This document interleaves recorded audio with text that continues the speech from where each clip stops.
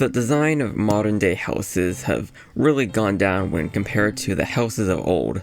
Many houses used to be built with such brave and experimental materials such as caves, or sand, or even ice. But nowadays, everyone just sticks to the boring old concrete and brick.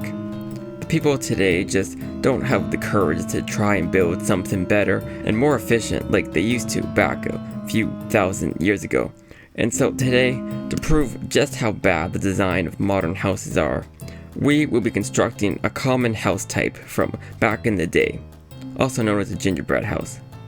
And for this test, I will be using these two, Hansel and Gretel, as they seem to be appropriate housekeepers. One huge benefit of buying in the gingerbread house market is the cost. Now, the exact cost of one of these gingerbread houses really depends. Like, is it the cheap gingerbread you would find in the dollar store in the back shelf, or one of Granny's secret gingerbread formulas that only the very best of the best bakeries could hope to make? Not to mention the quality of, the icing, candy, and anything else that would be required in a gingerbread house. But if you take the average price of the ingredients required for one of those miniature gingerbread houses and scale it up, then it could really range anywhere from thousands to hundreds of thousands, depending on the size and amount of work you're willing to do yourself. For example, making the gingerbread batter yourself, rather than buying a kit, would definitely be a lot cheaper.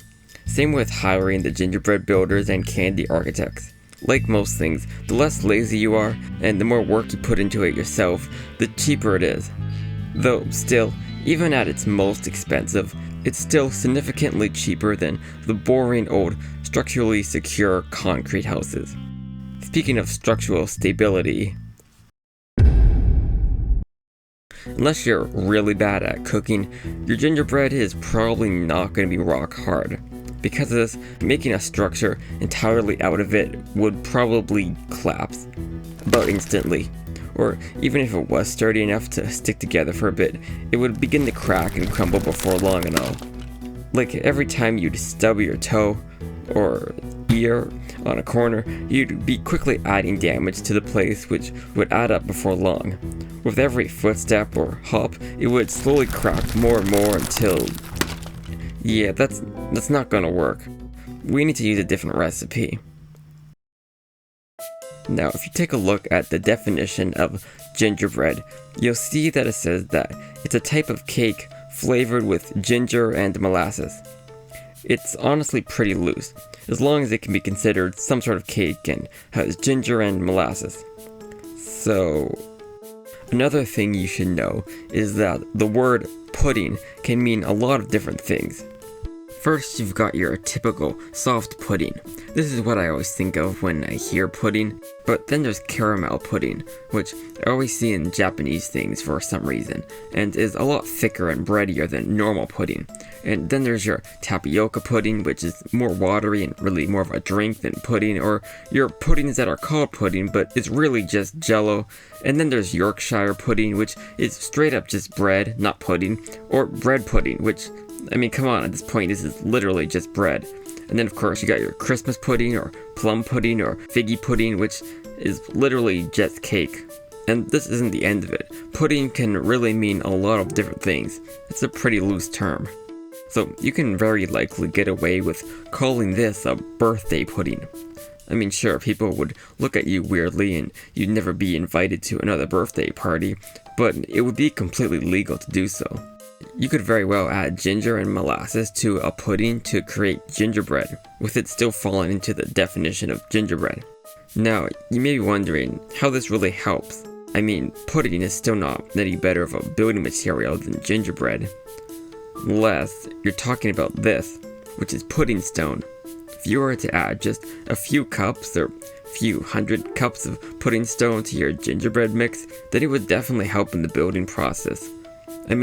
It's stone, so it probably wouldn't be the best building material, and it would still need enough of the other things in it to still be considered gingerbread, but it might be enough to be built. and even still be edible, depending on how good you are at eating rocks. Now I know this isn't the best solution, but since it's a type of pudding and pudding is cake, it's what I'm going to go with for now unless I find a better solution, in which case I will remove the pudding stone, but yeah, let's continue with this for now. It'll at least allow us to construct the thing without it collapsing. Though, now we have to worry about the ones who will try to destroy it. Bugs. Bugs are evil. You can try to hide, you can try to go underground or in the air, but they will always find you. You cannot escape from bugs. No, they are by far the biggest problem with life and with living in a gingerbread house. Even if you use bug spray, it won't get them all. They will keep coming. No matter how many you stop, eventually they will destroy the place. I mean, it's pretty much impossible to coat your entire house with bug spray constantly. Like, as soon as it rains, all that bug spray is going to be gone. And then you're going to have to get the ladder out again, coat every single gingerbread roof shingle and gumdrop, every single candy cane or icing splotch, and then once you're done, you're going to have to do it all again in a few days, or next time it rains. And even then, mold is a jerk. It will find a way to infect your gingerbread with spores.